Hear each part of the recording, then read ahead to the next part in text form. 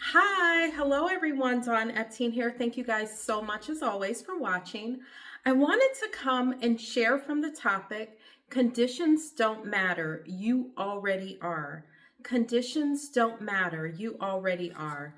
And hopefully by the end of this video, we will all be reminded not to decide our value based on the circumstances in our life, whether they're negative circumstances that are subject to come and go, or even positive circumstances.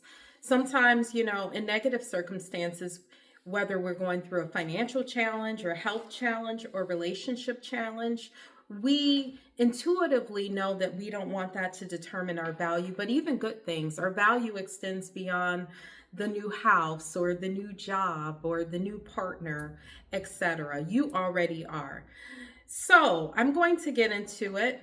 I've written some notes here. And one of the things I wanted to start with was while we look at the things which are not seen, while we look not at the things which are seen, rather, but at the things which are not seen. For the things which are seen are temporary, but the things which are not seen are eternal. And of course, that is what the ancients wrote. That is the scripture. We don't look at what we see. We focus in our mind's eye, in our heart, in our imagination on the things that are not seen. So why is this important? And before we get started, feel free to hit that subscribe button underneath the video to receive future videos. And thank you, whatever platform you're watching this on. I welcome your comments and your insight. And you can look below for some of the things we're doing here. So why does this matter? I've written 5 points here.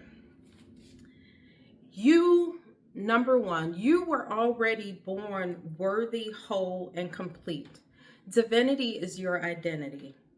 Your identity extends before whether you're brought up in a more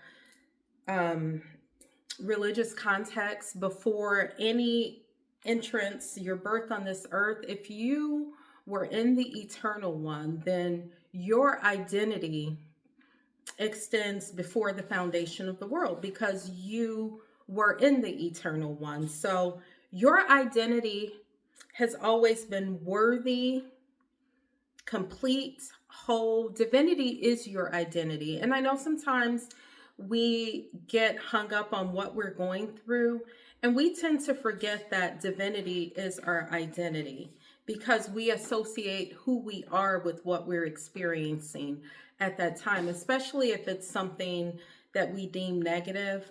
We associate who we are and we correlate our value with what we're experiencing. But number one, you were born worthy, whole, and complete. Divinity is your identity. That's the foundation. You are established in righteousness.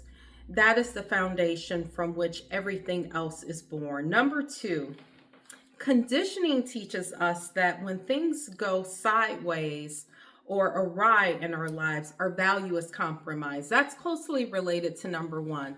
So we've been conditioned when things go awry or sideways in our life that our value is compromised. So we're constantly tying our value to fluctuating situations and circumstances. And we know situations and circumstances are always subject to change. So if we tie our value to that, it can create instability in our life. We have to know that our value is internal and eternal. Let me say that again. Our value is internal and eternal. It's not based on changing external situations and circumstances. So we have to get more in tune with who we are internally and really focus on that even more so than what we see externally. We have to focus on that, you are unconditional love, you are joy, you are peace, you are righteousness, those internal values. So we have to become more, practice, so to speak, and focusing on what we have inside rather than what we are seeing on the outside. And find joy in that because those things don't change. Like I said, as I open, the things which are not seen are eternal. They're not subject to change. They're constant, whether it feels like it or not, whether it looks like it or not. So, number two, conditioning teaches us that when things go awry, our value is compromised, but our value is never compromised. Number three, you're complete in the eternal realm. All possibilities exist there. This is where it gets fun. In the unseen, in the eternal realm, you are complete. All possibilities exist. There is a scripture that says that with God, all things are possible. And many religions, many spiritual belief systems recognize that all things are possible. So you are complete in the eternal, unseen realm. Every possibility of you exists there, whether it's a possibility that you may currently be living where you're experiencing rather financial challenges or financial lack. There is a version of you in that realm that is abundant, that has, the houses that you want, that has the flourishing business that you want, that has the relationship that you want. And we have to tune into that. That's why I said we don't look at the things which are seen, but we keep our eyes on what is in our hearts, the things that are not seen. You can call that forth. It's there now. It's not something that you're waiting on.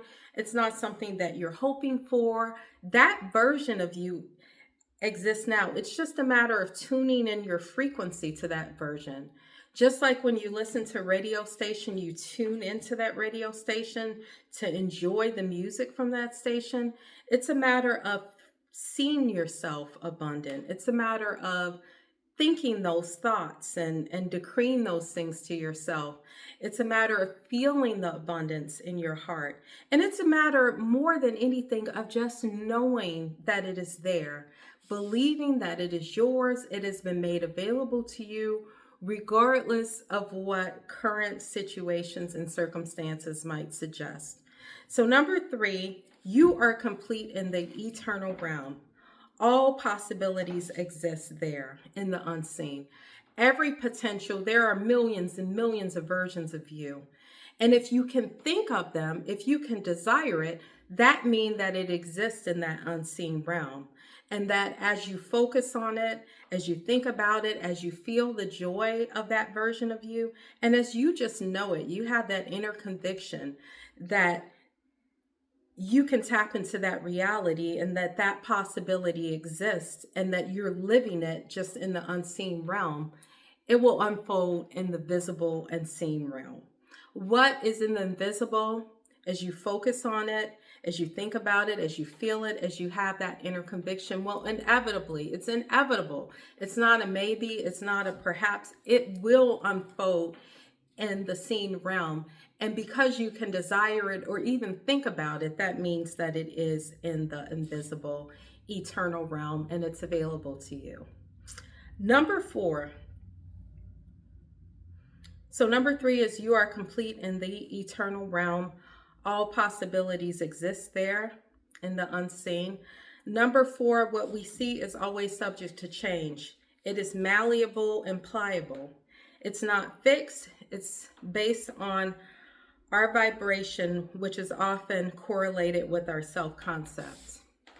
So what you see is subject to change.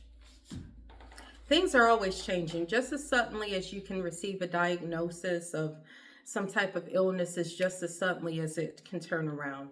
Just as suddenly as your bank account shows a $0 balance, is as suddenly as someone could deposit money into it, or a deposit comes from somewhere out of nowhere. It's malleable and pliable. What keeps things that look fixed, undesirable situations, are our attention to them. Because as you focus on them, it does become fixed. But as you focus on that new possibility, that other version of you, then it moves you from that fixed, undesirable possibility to a new desirable possibility.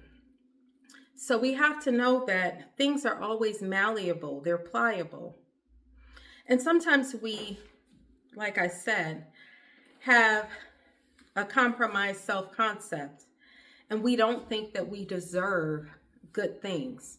So that's something else that we have to be mindful of, that our self-concept often determines what we experience. As you know that your worthiness is not predicated on what you do right or what you do wrong, or the way that you look or your educational status. It's predicated on that you're an eternal spiritual being with infinite worth and value. The fact that you're here, the fact that you are born, shows that you're worthy and shows you that you can focus on a new possibility, and your situation is subject to change. You don't have to judge the possibility that you're experiencing now. You don't have to judge the sickness or harp on it or complain about it or belabor it and talk about it, because that keeps you focused on that, which keeps you in that reality.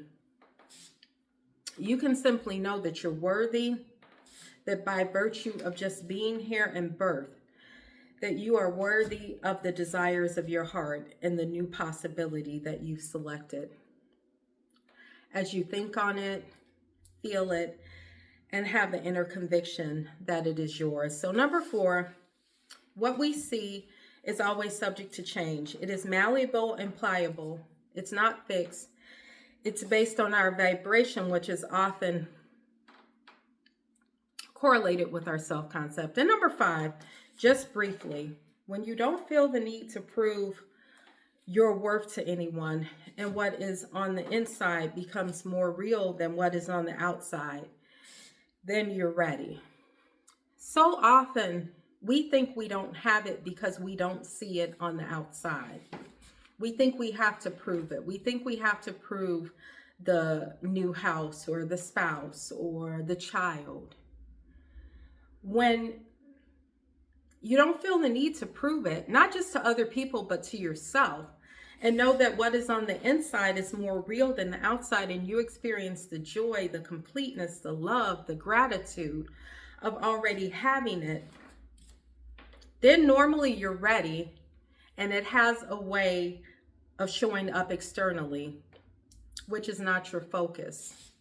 It's not your focus. You'll appreciate it, but you won't be so attached to it because you already experienced it. You've lived it on the inside. So we'll get into more of this another day. Thank you guys for watching. Feel free to hit the subscribe button underneath the video and the bell to receive notifications for future videos if you're on YouTube. And feel free to look below to see some of the coaching that I'm doing to just enhance, transform, develop. We have a new incubator that's opening here soon, and the details will be below this video or upcoming videos in terms of business expansion, business development, business growth. But you can also receive personal coaching underneath, or contact me if you want to learn a little bit more about that. I'd love to hear from you guys. Thank you guys so much as always for watching, and I look forward to talking to you soon. Have a great day.